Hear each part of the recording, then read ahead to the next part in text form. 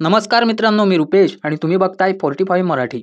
आजच्या आई बाबा रिटायर होत आहेत या मालिकेच्या भागात कथा खूप मोठ्या वळणावर आलेली आहे.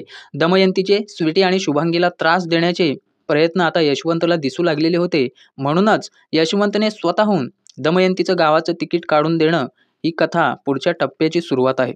तर नवीन आलेल्या मंडळींनी चॅनलला सबस्क्राईब करा, बेल आयकॉन दाबून पुढच्या व्हिडिओसाठी तत्पर राहा आणि खरंच व्हिडिओ आवडत असेल तर लाईक शेअर करायला विसरू नका. तर बघा, दमयंतीने सीमेसाठी घरच्यांच्या विरोधात जी पावलं उचलली होती त्याचं सीमेला काहीच वाटत नाही, काहीच देणं घेणं नसतं. सीमाचा खेळ पूर्ण झाला होता म्हणून ती आत्ता फक्त आश्चर्याचा अभिनय करते की तिला वाईट वाटतंय दमयंतीचं तिकीट बाबांनी काढून दिलं म्हणून. दमयंतीला इथे पहिल्यांदा जाणवतं की मी चुकीच्या व्यक्तीला साथ दिली. सीमेपुढे आपली हतबलता व्यक्त करताना दमयंती म्हणते की रबर जास्त ताणलं तर आपल्या स्वतःच्याच हाताला लागतं, म्हणजेच आपल्या कारस्थानाचा फटका आता स्वतःलाच बसतोय याची दमयंतीला चांगलीच जाणीव होते.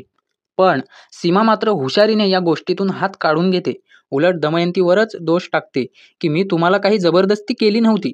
इथूनच दमयंतीला खरी शिक्षा मिळते, कारण ज्यासाठी ती घरच्यांच्या विरोधात गेली तोच व्यक्ती तिला एकटी सोडून देतो आणि यशवंतच्या नजरेतून कायमची उतरल्याची वेदना आता दमयंतीला जाणवते. तिच्या शब्दांमधून स्पष्ट दिसून येते. दमयंतीच्या आत्मपरीक्षणात खरी ताकद आहे. ती मान्य करते की मीच चुकले, चुकीच्या माणसाला साथ दिली म्हणून हे परिणाम आहेत. पण तरीही सीमेला एक टोमणा मारते की तुझ्या मार्गे नाशच आहे. त्याच्यावर सीमाचे उत्तर आणखीनच धारदार असते. पाप करणाऱ्यांनी दुसऱ्यांना पुण्याचा मार्ग दाखवायचा नसतो. इथे प्रेक्षकांच्या मनात एक कडवट पण वास्तव प्रश्न उभा राहतो की जेव्हा माणूस चुकीच्या मार्गावर जातो तेव्हा त्याचा शेवट किती एकाकीपणात होतो. याच वेळी घरात दुसरीकडे एकदम उलट चित्र आहे. शमिका, स्वीटी, शुभांगी आणि बाकी सगळे मनापासून काम करतायत. स्वीटी ऑर्डर्स, वाढलेलं काम आणि तरीही एकत्र येऊन केलेला प्रयत्न यामुळे या बाजूला घरात सकारात्मकतेचं वातावरण दिसतं. नर्मदाताईंच्या समर्पणाचं कौतुक होतंय आणि हे सगळं एका टीमसारखं चाललंय. दमयंतीच्या कपटीपणाच्या विरोधात या घरातली एकतेची शक्ती स्पष्टपणे उभी राहते. आणखीन एक दृश्य खूप भावनिक असलेलं दिसून येतं. दमयंती आपलं सामान घेऊन गावाकडे निघते. शुभांगी आणि यशवंत समोर ती कबूल करते की मी अशी स्वतःची शोभा करून घेतल्यानंतर रात्रभर झोप लागली नाही. वेळेचं चक्र मागे फिरवता आलं असतं तर खूप काही वेगळं करू शकले असते. या क्षणी दमयंतीचा चेहरा पाहून प्रेक्षकांच्या मनात मिश्र भावना निर्माण होतात. तिच्या कारस्थानामुळे झालेले त्रास असूनही तिच्या खऱ्या पश्चात्तापाचं दुःख जाणवतं.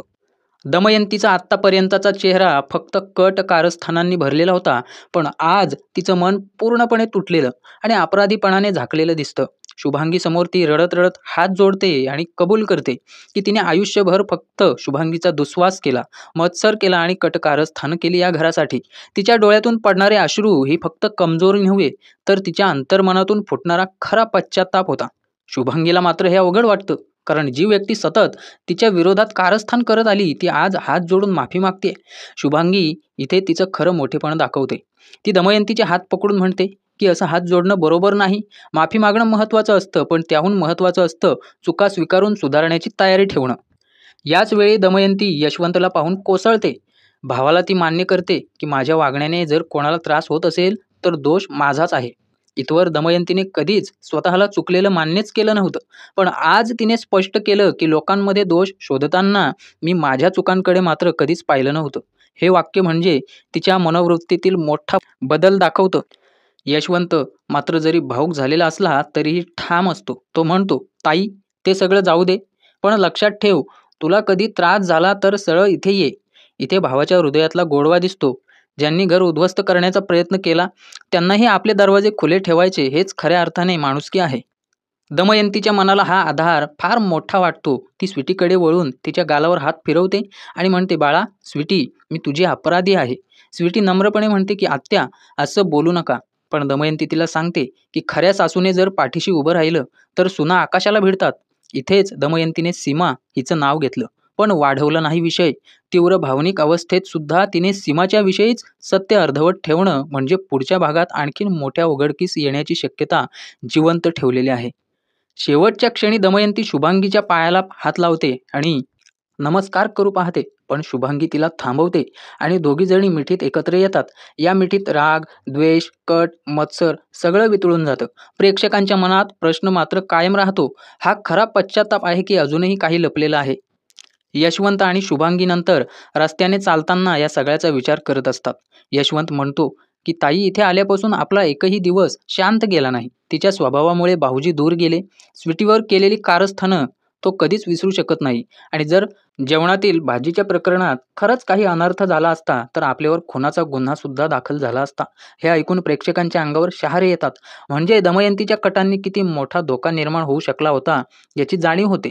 शुभांगी मात्र पुन्हा तिच्या स्थिर स्वभावाने यशवंतला शांत करते. ती म्हणते, जाऊ द्या ना, वंशांनी केलेल्या गोष्टींचा पश्चाताप त्यांना होतोय ना. इथे मालिकेने एक वेगळीच लय पकडलेली आहे. माणसाला शिक्षा बाहेरून मिळतेच, पण खरी शिक्षा त्याच्या अंतर्मनातून येणाऱ्या अपराधीपणातच असते.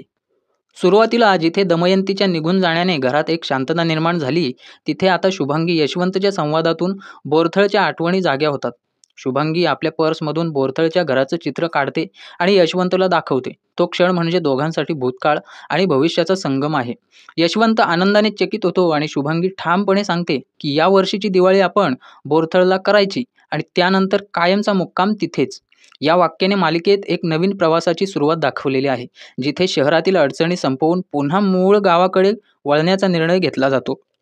यशवंत मात्र नेहमीप्रमाणे आपली विनोदी शैली दाखवत शुभांगीला चिडवत राहतो.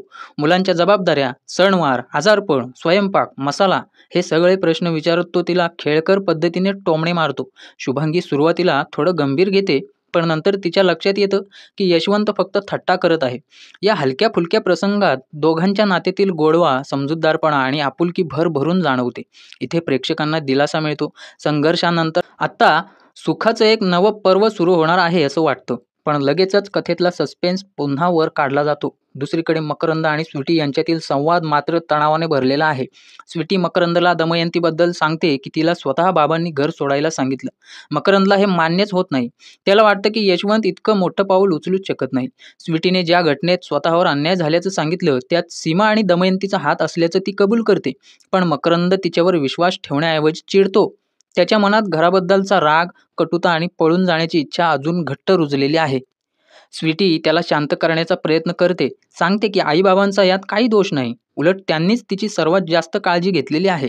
पण मकरंद रागाने उफाळून म्हणतो की मला या घराचा इतका राग आहे आणि तो का आहे ते तुला कळालंच असेल आता. इथे मकरंदच्या मनात दडलेली कटुता आणि त्याच्या घर सोडण्याच्या स्वप्नाची छाया स्पष्टपणे दिसते.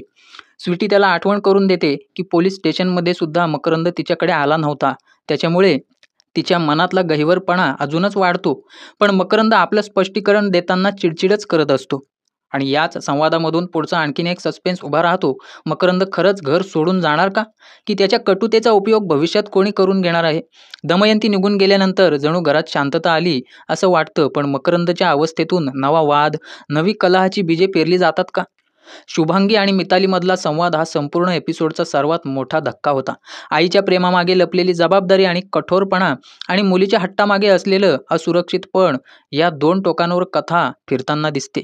शुभांगी शांतपणे पण ठाम शब्दांमध्ये मितालीला सांगते की तिचं अनिकेत रावांसोबत राहणं अपरिहार्य आहे. ती हे थेट तुझ्याकडे दुसरा कोणताच ऑप्शन नाही या वाक्याने स्पष्ट करते. मितालीचे डोळे मोठे होतात. आईचं कठोर रूप पाहून तिचा विश्वास ढळतो आणि इथेच पुढच्या वादळाची चाहूल लागते. मकरंद स्वीटीचा ट्रॅक वेगळ्या पातळीवर पोहोचतो. स्वीटीच्या मनात घराबद्दल असलेली नाळ आणि मकरंदच्या मनात परदेशी जाण्याचं स्वप्न या दोन टोकांवर त्यांचं नातं हलायला लागतं. स्वीटीची वाक्ये स्पष्ट आहेत. तुला तुझं काम दिसतं, पण आईबाबांचं काय? मकरंद मात्र आपल्या स्वप्नांच्या नादात एवढा गुंतलेला आहे की त्याला घराचं ओझं वाटतंय. तो मध्येच सुचवतो की सगळ्यांना सोबत घेऊन जाऊ ना, पण त्यामागे त्याचा हेतू दिसतो. घरचं एकत्र ओझं उचलून परदेशात पळून जाणं. स्वीटी मात्र त्याच्या इनसेन्सिटिव्ह वागण्याने हादरते. तिचं वाक्य खूप मार्मिक ठरतं. इमोशनल नसणं, सेन्सिटिव्ह नसणं यात खूप मोठा फरक आहे. हे वाक्य केवळ मकरंदच्या स्वभावाचं सत्य उघड करत नाही, तर पुढे त्यांच्या नात्याला काय धोका आहे याची चाहूल देतं. याच वेळी यशवंत आणि मितालीचा संवाद कथा अधिकच गंभीर वळणावर नेतो. मिताली स्वतःवर अन्याय झाल्याची भावना मनात धरून वडिलांकडे धाव घेते. तिला वाटतं की आईच्या निर्णयावर बाबा तरी तिला आधार देतील. पण इथे यशवंतलाही तिच्या अपेक्षांना धक्का देताना आपल्याला पाहायला मिळेल. तो स्पष्ट सांगतो की नवरा बायकोने लग्नानंतर एकत्र राहणं गरजेचं आहे. इथे मितालीचा राग आणखीन वाढतो. तिला आई बाबा दोघेही तिला घराबाहेर ढकलत आहेत असं वाटायला लागतं.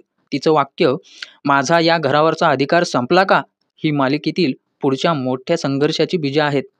मितालीचं सतत हक्कांबद्दल बोलणं आणि यशवंतचं तिच्या तुलनेत थोडं व्यावहारिक मत हे दोन टोकांवर भिडणारं विश्लेषण आहे.